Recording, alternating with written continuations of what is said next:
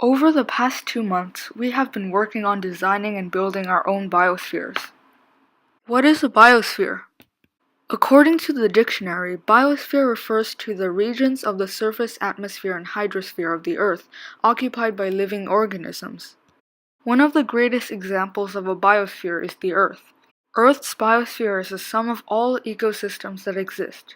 It is a closed system, and it is self-regulating. Humans have tried to replicate Earth's biosphere in the past on a smaller scale.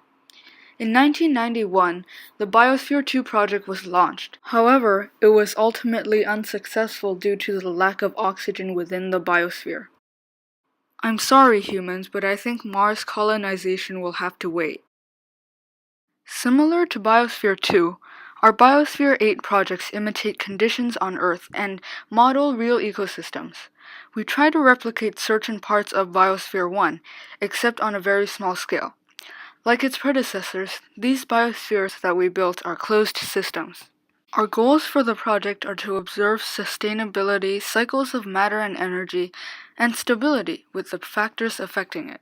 The Biosphere 8 project allows us to see real processes that occur every day on our planet. The Earth, after all, is too big to observe easily. My Biosphere project is designed to observe the life cycles of brine shrimp and watch how Java moss grows over time. I thought that the populations in the jar would regulate themselves, reaching and exceeding the carrying capacity and coming back down again. In my early planning models, I planned to include salt water, cultured green water, shrimp, one Java moss, a few small stones, and a piece of bark. Later, I got rid of the bark and green water when I found out that brine shrimp were very sensitive to bacteria. In my complete design, I included saltwater, shrimp, aquarium gravel, stones, and 2 Java mosses. I also wanted to observe how a completely freshwater Java moss adapts to saltwater compared to one that had been exposed to salt water for 1 week. Even though Java moss and brine shrimp don't come from the same ecosystem, Java moss from the Indonesian island of Java and brine shrimp from the Great Salt Lake in Utah, I thought they would work well together. Brine shrimp supply CO2 for the Java moss, and the moss could supply food for the brine shrimp. My original hypothesis was that my biosphere would change a lot during the first days of sealing, and the rate of change would decrease after those few days. The ecosystem would become stable because the organisms that it cannot sustain will die off. I thought that the biggest challenge for my biosphere would be for there to be enough oxygen to sustain all the shrimp.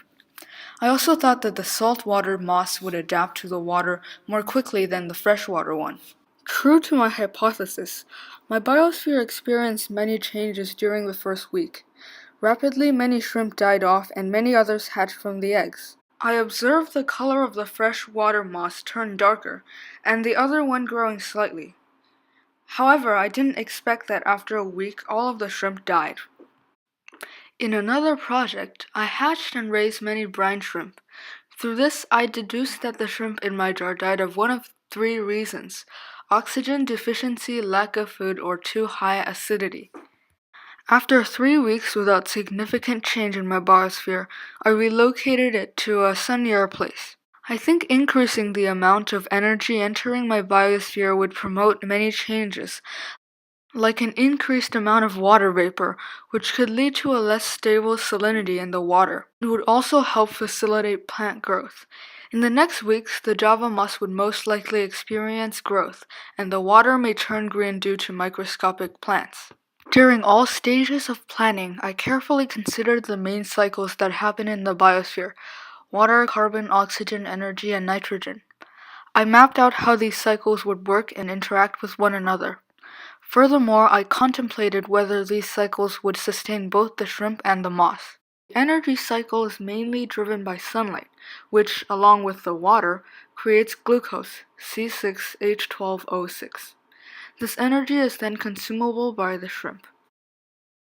The carbon and oxygen cycles are very much connected. The shrimp take in dioxygen and release carbon dioxide as a byproduct. The plants then take in the CO2 to create oxygen. Nitrogen is already present in the water, plants, and shrimp. When the shrimp create wastes, it releases ammonia, NH3, and ammonium, NH4. Nitrosomonas bacteria oxidizes it into nitrite, which is then further oxidized into nitrate by Nitrobacter bacteria. The plant uses the nitrate to grow, and the shrimp consume the nitrate through eating the plants. The water cycle is driven by the sun as well. Infrared wavelengths from the sun warm up the water and it evaporates.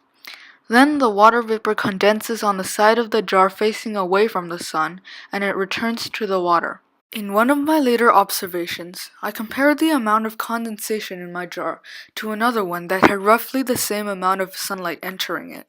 I was surprised to find that my jar had a lot less condensation than it did, which is not very reasonable considering that I had a lot more water in mine. After I did some research on the topic, I realized that this was due to boiling point elevation, a colligative property of solutions. The water in my jar had a 3.5% salinity. The dissolved salt lowered the vapor pressure, making the water less likely to evaporate. The salt also diluted the water, leaving less available particles to escape into gas phase. Boiling point, by definition, is the temperature where there is the same amount of particles becoming gas as there are becoming liquid. In the salt solution, less particles are escaping, so the boiling point is raised in order to keep that equilibrium. I also noticed that not much changed in my biosphere for a long time. I thought that was because of the salt I added. Traditionally, salt is used as a mild antibiotic because salt causes osmosis around the cells of the organisms. Osmosis is the movement of solvent molecules from a closed area of lower concentration through a semi-permeable membrane to another area of higher concentration.